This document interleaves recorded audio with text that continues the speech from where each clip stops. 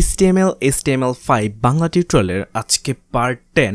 আজকে আমরা কথা বলবো কিভাবে আপনার ওয়েবসাইটে একটি ইমেজ অ্যাড করবেন। এখানে HTML ফোল্ডারের মধ্যে আমি পার্ট 10 নামে একটি ফোল্ডার ক্রিয়েট করে রেখেছি এবং এখানে একটা ফাইল রয়েছে। আমি অলরেডি এটা প্রজেক্ট ফোল্ডারটা আমি অ্যাটাচ করে নিয়েছি এবং এখানে আউটপুটটা আপনারা দেখতে পাচ্ছেন। বোঝার সুবিধার্থে স্ক্রিনটাকে দুইবার করে নিয়েছি। তো লেখাগুলো একটু বাইরে চলে যাচ্ছে, এই জন্যে আমি ভিউ থেকে এখানে ক্লিক করবো যাতে আমরা ঠিকঠাকভাবে বুঝতে পারি। স্পেস দিয়ে নিচ্ছি বোঝার সুবিধার্থে। তো আমরা যদি একটা ওয়েবসাইটে ইমেজ অ্যাড করতে চাই তাহলে একটা ট্যাগ এখানে আমরা ব্যবহার করব, আইএমজি ট্যাগ। এবং এখানে দেখতে পাচ্ছেন যে আইএমজি ট্যাগের কিন্তু কোনো এন্ডিং ট্যাগ নেই। এটা যেরকম দেখতে পাচ্ছেন এরকমই। আমি আগেই বলেছিলাম যে অনেকগুলো ট্যাগ আছে যেটার কোনো এন্ডিং ট্যাগ নেই, যেমন বিআর আইএমজি ট্যাগও হচ্ছে সেম একটা ট্যাগ।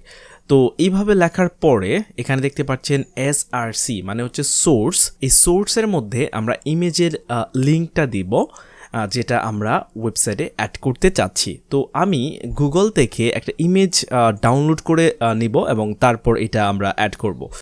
এখানে আমরা ফ্লাওয়ার ইমেজ লিখে সার্চ করলাম এবং এখান থেকে আমরা একটা ছবি পিক করব যেটা আমরা আমাদের সাইটে ব্যবহার করব। তো মনে করুন আমি এখান থেকে এই ছবিটা পিক করছি। দেখতে পাচ্ছেন ছবিটা ডাউনলোড হয়ে গিয়েছে এবং আমরা ডিরেক্ট চলে যাব ফোল্ডারে। এটা হচ্ছে HTML ফোল্ডারের মধ্যে পার্ট 10 এর মধ্যে আমরা এই ছবিটা রেখেছি। আমরা ছবিটার নামটা একটু রিনেম করে নিচ্ছি।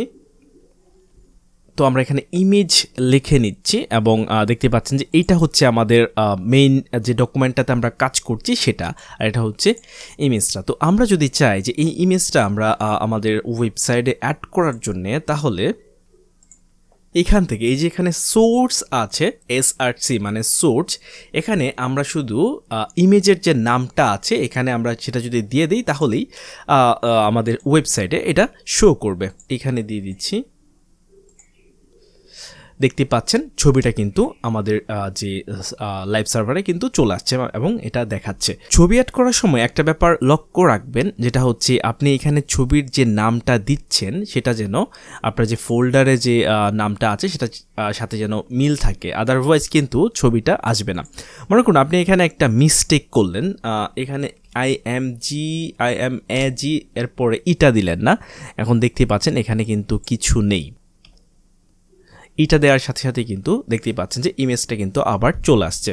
তো এখানে দেখতে পাচ্ছেন আরেকটা অ্যাট্রিবিউট রয়েছে। কোনো কারণে যদি এই ছবিটা না আসে, অনেক সময় দেখা যাচ্ছে যে আপনি এখানে ভুল করলেন বা অন্য কোনো কারণে যদি না আসে, নেটের প্রবলেম থাকতে পারে, তাহলে আমরা এখানে একটা অ্যাট্রিবিউট ইউজ করতে পারি, অল্টারনেটিভ টেক্সট। মানে হচ্ছে এখানে আপনি যা লিখবেন সেটাই কিন্তু ছবিটা যদি কোনো কারণে না আসে সেটা শো করবে। লাইক আমি এখানে লিখে দিচ্ছি ডেমো ইমেজ। কোনো কারণে যদি ছবিটা না আসে, আমি এখানে ইটা কেটে দিচ্ছি। তো দেখতে পাচ্ছেন যে এখানে ডেমো ইমেজ কিন্তু লেখা রয়েছে। তো আপনারা এটা অলওয়েজ ইউজ করবেন, কারণ এটা ইসিও যখন আপনার সাইটটা হবে সার্চ ইঞ্জিন অপটিমাইজেশন, তখন কিন্তু এটা খুব কাজে লাগবে। কারণ ইসিওতে যখন ডাটাগুলো নেওয়া হয় গুগল বা অন্যান্য যে সার্চ ইঞ্জিনগুলো আছে, তখন কিন্তু যে ALTতে যে অল্টারনেটিভ টেক্সট থাকে এটার উপর বেস করে কিন্তু ডাটাগুলো নেওয়া হয়। তো অলওয়েজ আপনি যখন একটা সাইট তৈরি করবেন তখন অলওয়েজ এইখানে অল্টারনেটিভ টেক্সট আপনি ব্যবহার করবেন। তো আমি চলে যাচ্ছি আবার ফোল্ডারে। এটা হচ্ছে আমাদের পার্ট 10 ফোল্ডার। তো আপনি যখন একটা ওয়েবসাইট তৈরি করবেন তখন প্রচুর অ্যাসেট এখানে থাকবে।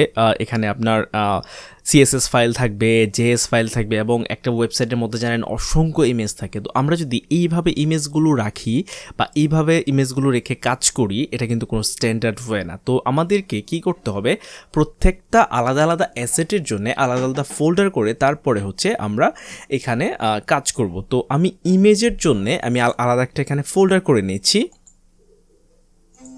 এখানে আমি আইএমজি একটা ফোল্ডার করে নিলাম এবং এইখান থেকে আমি এটার ভিতরে মুভ করে নিলাম। এখন যদি আমরা দেখি তাহলে দেখতে পাচ্ছেন যে ইমেজটা কিন্তু শো করছে না।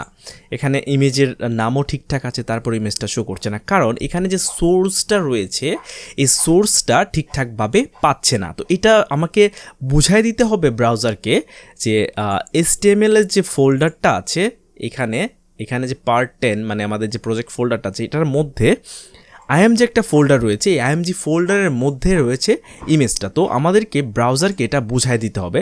এই জন্যে আমাদের এই সোর্সের ইমেজের নামের আগে আমাদের যে ফোল্ডারের নামটা সেটা অ্যাড করতে হবে। এখানে এর আগে লিখতে হবে যে ফোল্ডারটা থাকবে, এই ফোল্ডারটার নাম আইএমজি এবং স্ল্যাশ। এখানে দেখতে পাচ্ছেন আমি আইএনজি লিখে ফেলেছি, তারপরেও কিন্তু এটা আসছে না। তো এখানে আইএমজি লিখতে হবে। তো আইএমজি লেখার পরেই আপনার যে আমরা যে ইমেজটা সেট করেছিলাম সেটা চলে আসছে। এটা আমি আবারও একটু ক্লিয়ার করে দিচ্ছি আপনাদেরকে। প্রথম হচ্ছে এটা হচ্ছে আমাদের প্রজেক্ট ফোল্ডার, এটা হচ্ছে আমাদের index.html এবং তারপরে রয়েছে আইএমজি একটা ফোল্ডার এবং তার ভিতরে রয়েছে ইমেজটা। তো প্রথমে আমি আইএমজি লিখলাম, এই ফোল্ডারটার ভিতরে প্রথমে ঢুকার পরে ইমেজের নামটা আমি দিয়ে দিলাম, তারপরে হচ্ছে ইমেজটা শো করতেছে। এখন আমরা দেখব আপনার ইমেজটা আপনার ইচ্ছা মতে এটার হাইট উইথ কিভাবে আপনি সেট করবেন। তো এটার যদি হাইট সেট করতে চান তাহলে এখানে আরেকটা অ্যাট্রিবিউট রয়েছে, সেটা হচ্ছে হাইট। আমি এখানে লিখে দিচ্ছি 150 পিক্সেল। 150 লেখার পরে কাজ করছে, বাট আপনি অলওয়েজ যখন কাজ করবেন তখন এটা পিক্সেল লিখে নেবেন। দেখতে পাচ্ছেন যে ইমেজটা কিন্তু একটু ছোট হয়ে গিয়েছে এবং এখানে যদি আমি 60 দিই তাহলে কিন্তু একটু বড় হয়ে গিয়েছে।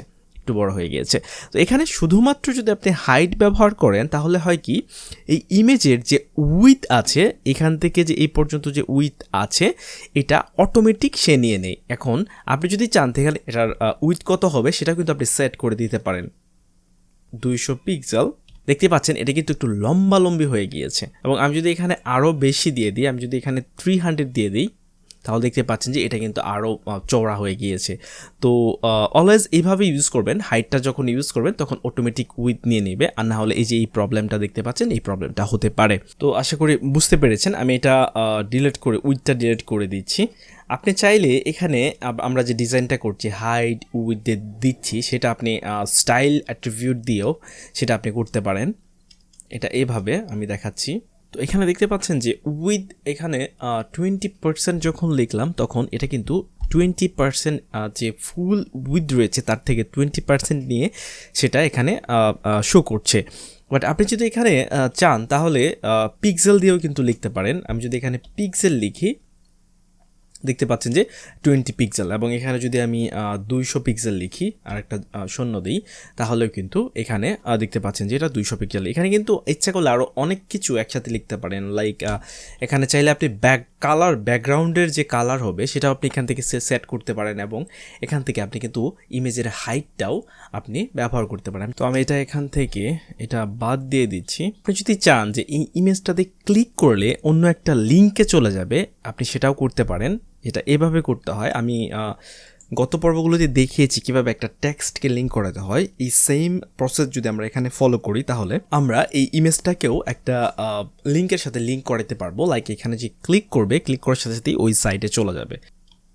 এখানে যদি আমি ট্যাগটা লিখি অ্যান্ড এখানে দেখতে পাচ্ছেন যে হ্যাশ রয়েছে এবং এখানে যে এর যে এন্ডিং ট্যাগটা রয়েছে এটাকে আমরা কাট করে ইমেজের পরে দিয়ে দিচ্ছি। একটা ব্যাপার লক্ষ্য করুন, এখানে ইয়ার স্টার্টিংটা রয়েছে ইমেজ যে ট্যাগটা রয়েছে এটার আগে এবং এন্ডিংটা রয়েছে এর পরে, এবং এখানে এটার পরে দেওয়ার পরপরই দেখতে পাচ্ছেন যে এখানে কিন্তু আমি যদি কার্সরটা নিয়ে যাই তাহলে একটা পয়েন্টার চলে আসছে, মানে বোঝা যাচ্ছে যে এখানে একটা লিঙ্ক, মানে ক্লিক করলে কোথাও চলে যাবে। আমি যদি এখানে ক্লিক করি তাহলে দেখতে পাচ্ছেন এখানে একটা হ্যাশ রয়েছে।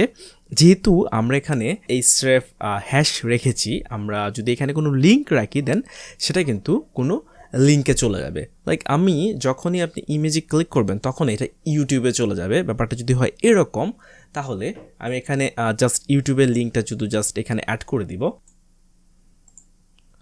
ইউটিউবের লিঙ্কটা এখানে অ্যাড করে দিলাম।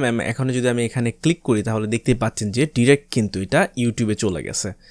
তো ব্যাপারটা আপনারা বুঝতে পারছেন কিভাবে একটা ইমেজকে লিঙ্ক করাইতে হয়। এখন আমরা দেখব কিভাবে আরেকজনের সাইট থেকে কোনো ইমেজ ডাউনলোড না করে এখানে যদি আমরা ফোল্ডারে যাই, এখানে দেখতে পাচ্ছেন ইমেজটা কিন্তু ইমেজ ফোল্ডারের মধ্যে আমি ডাউনলোড করে রেখেছি। তো আপনি যদি চান যে আরেকজনের একটা সাইট থেকে ইমেজটা আপনার সাইটে শো করে দেখাবেন, আপনি কিন্তু সেটাও করতে পারেন। সেটা কিভাবে? তো আমরা যদি এই পিকচারটা ইউজ করতে চাই আমাদের সাইটে, আমরা এই পিকচারটাতে ক্লিক করলাম, ক্লিক করার পর আমি রাইট বাটনে ক্লিক করছি, এখানে লেখা রয়েছে কপি ইমেজ লিঙ্ক। আমি ইমেজ লিঙ্কটাকে কপি করে নিলাম এবং আমি চলে যাচ্ছি অ্যাটমে। এখানে যে সোর্স রয়েছে এই সোর্সের জায়গায় আমরা এই যে ইমেজটা রয়েছে এই ইমেজের লিঙ্কটা দিয়ে দিব, এটা আমরা পেস্ট করে দিব এবং আমরা দেখব যে আউটপুটটা কি আসছে। দেখতে পাচ্ছেন যে আউটপুটটা কিন্তু এখানে চলে আসছে। আমরা যে ইমেজটা যে লিঙ্কটা দিয়েছি তার সাইট থেকে ইমেজের লিঙ্কটা শো করতেছে। আমরা যদি এখানে একটা হাইট সেট করি তাহলে ব্যাপারটা আরও বুঝতে সুবিধা হবে আপনাদের। তো 200 পিক্সেল দিয়ে দিলাম, দেখতে পাচ্ছেন এই ইমেজটা কিন্তু শো করছে। এইভাবেও আপনি চাইলে কারো সাইট থেকে ইমেজ আপনি আপনার সাইডে ব্যবহার করতে পারেন। তো এইভাবে একটা প্রবলেম রয়েছে, কোনো কারণে যদি আমরা যে সাইট থেকে ইমেজটা ব্যবহার করছি এই সাইটের যে ওনার আছে সে যদি কোনো কারণে এটা যদি ডিলিট করে দেয় তাহলে কিন্তু আপনার সাইটে এই ইমেজটা আর শো করবে না। তো অলওয়েজ আপনি ট্রাই করবেন যে ইমেজগুলো আপনি ব্যবহার করছেন সেগুলো আমি যেভাবে প্রথমে করলাম যে ডাউনলোড করে আপনার সার্ভারে বা আপনার হোস্টে যেখানে রেখে আপনি কাজ করবেন, তাহলে এইরকম কোনো রিস্ক থাকে না। তো আশা করি আজকে বুঝতে পেরেছেন যে কিভাবে একটা সাইটে ইমেজ অ্যাড করতে হয়। আর ভিডিওটা যদি ভালো লেগে থাকে তাহলে আমার চ্যানেলটা সাবস্ক্রাইব করতে পারেন। আর এর আগে আর অনেকগুলো ভিডিও রয়েছে HTML টিউটোরিয়ালে, আপনি চাইলে এই ভিডিওগুলো দেখে আসতে পারেন। একটু আগে যেটা দেখালাম এটা নিয়ে যদি কোনো কোয়েশ্চেন থাকে তাহলে সেটা কমেন্ট বক্সে লিখতে পারেন, আমি আনসার দেওয়ার ট্রাই করব। পরবর্তী ভিডিও পর্যন্ত ভালো থাকুন, ধন্যবাদ।